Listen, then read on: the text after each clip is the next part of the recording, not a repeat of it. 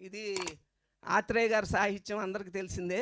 కానీ ఇది పుట్టడానికి, ఈ పాట పుట్టడానికి కొంత చిన్న ఒక 1 మినిట్ స్టోరీ ఒకటి ఉంది, అది చెప్తున్నాను.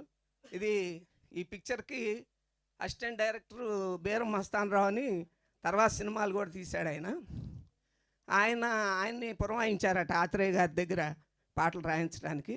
అందరికీ తెలిసిందే, ఆత్రేయ గారు తొందరగా పాట అనేది ఇవ్వడు. అంటే రాసి ప్రేక్షకుల్ని, రాయకుండా నిర్మాతల్ని ఏడిపించే రైటర్ అని ఆత్రేయ గారికి నానుడి. అయితే ప్రతిరోజు వెళ్తున్నాడట బేరం మస్తాన్ రావు, ఆ పాట ఏం రావట్లేదట, మళ్ళీ తిరిగి వస్తున్నాడట. తిరిగి వస్తుంటే మధ్యలో ఒక స్టూడియోలో కూర్చున్నారట.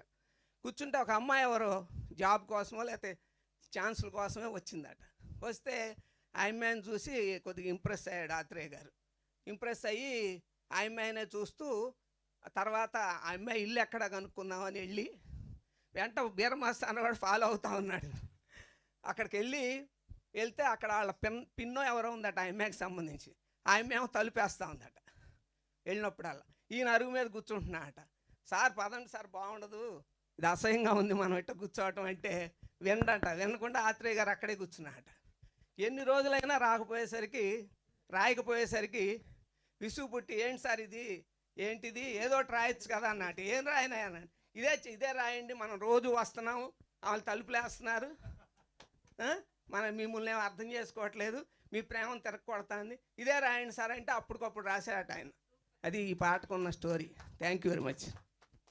థ్యాంక్ యూ ప్రసాద్ గారు, బాగా చెప్పారు స్టోరీ. పాట కూడా బ్రహ్మాండంగా పాడారు. కానీ క్లాప్స్ కొడతలేదండి, కొంచెం క్లాప్స్ కొడితే ఎంకరేజ్ ఉంటుంది. దయచేసి క్లాప్స్ కొట్టండి ప్లీజ్. Next welcome Nageswara